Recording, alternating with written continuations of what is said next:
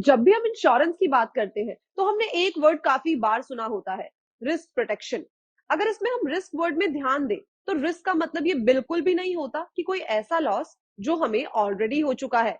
Risk का सही मतलब होता है फ्यूचर में किसी भी अनएक्सपेक्टेड इवेंट में होने वाला लॉस। इसका सीधा सीधा मतलब अगर समझा जाए तो रिस्क कवर वो कवर होता है जो किसी भी कारण से फ्यूचर में होने वाली मॉनेटरी डैमेज से हमें बचाता है।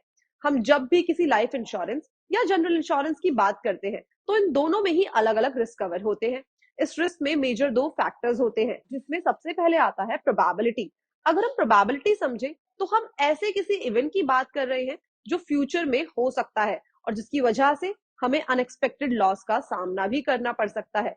इसमें अगर लाइफ इंश्योरेंस की बात करें तो उसमें प्रोबेबिलिटी होती है डेथ की। अगर मेडिकल इंश्योरेंस की बात करें तो उसमें प्रोबेबिलिटी होती है इलनेस या तो फिर हॉस्पिटलाइजेशन की।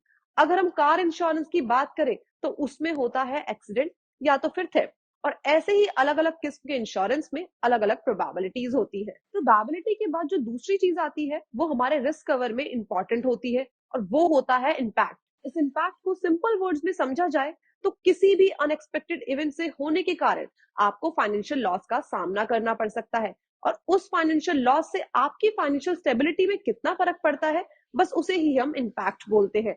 एक एग्जाम्पल लेते हैं। अगर हम कार इंश्योरेंस की बात करें तो इसमें इम्पैक्ट कैलकुलेट करने का सीधा और आसान ऑप्शन ये है कि एक्सीडेंट के समय होने वाले नुकसान को साथ साथ कैलकुलेट करके हम रिस्क का इम्पैक्ट निकाल सकते हैं। इसी के साथ साथ अगर किसी भी पर्टिकुलर इवेंट की होने की प्रोबेबिलिटी ज्यादा होती है तो उससे होने वाला इम्पैक्ट भी ज्यादा होता है। उसी के साथ अगर किसी भी पर्टिकुलर इवेंट के होने की प्रोबेबिलिटी कम होती है तो उसका इम्पैक्ट भी कम होता है। रिस्क कवरेज करवाते समय हमें कुछ बातों का खासा ध्यान रखना चाहिए। आइए जानते हैं वो कौन सी बातें हैं।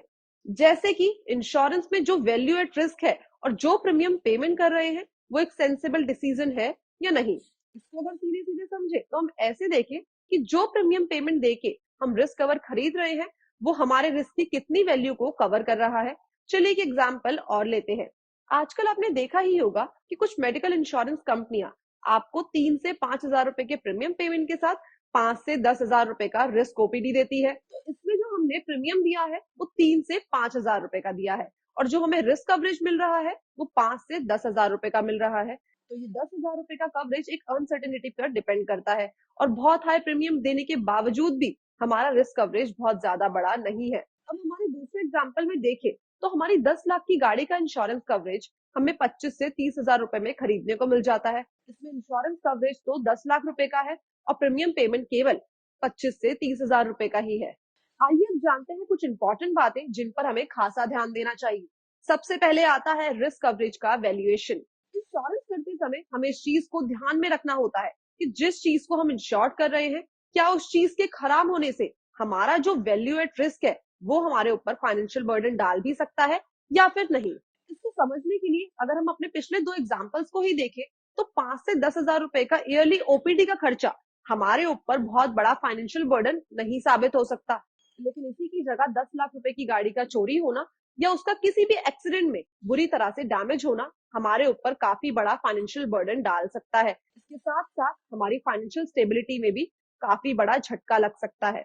दूसरा, इंश्योरेंस लेते समय हमें इस चीज का भी ध्यान रखना होता है कि हम कभी इतना बड़ा रिस्क भी ना ले लें कि इंश्योरेंस ना लेने के कारण हमारी फाइनेंशियल पोजीशन खराब हो जाए या हमारी बैंकरप्सी फाइल करने के हालात हो जाए। इसको अगर सीधे सीधे तरीके से समझा जाए तो एक फैक्ट्री ओनर के लिए उसकी फैक्ट्री का इंश्योरेंस करना एक इंपॉर्टेंट रिस्क कवरेज का पार्ट है, क्योंकि वो उसकी इनकम जनरेशन का बहुत ही इंपॉर्टेंट हिस्सा है।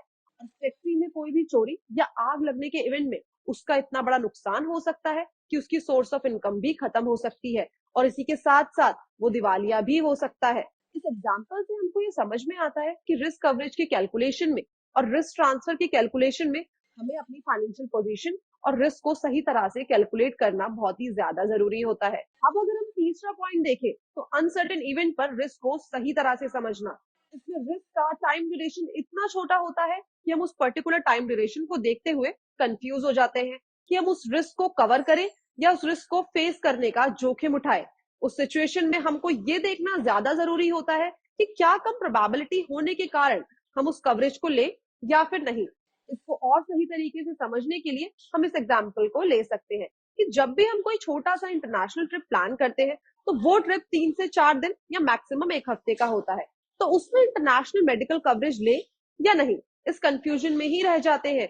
अब इसे अगर हम ध्यान से देखें तो हालांकि ट्रिप का ड्यूरेशन तो बस 3 से 4 दिन या 7 दिन का ही होता है, लेकिन मेडिकल इमरजेंसी सिचुएशन में हमारा वैल्यू एट रिस्क काफी बड़ा हो जाता है। इसका मतलब चाहे वो 3 से 4 दिन का ही ट्रिप क्यों ना हो, इसके चलते हम इंटरनेशनल मेडिकल कवरेज ना लेने की सोच रहे हो, मगर क्या मेडिकल इमरजेंसी आने पर हम उसे अफोर्ड करने की पोजीशन में है या नहीं, इसका भी हमें ध्यान रखना होता है।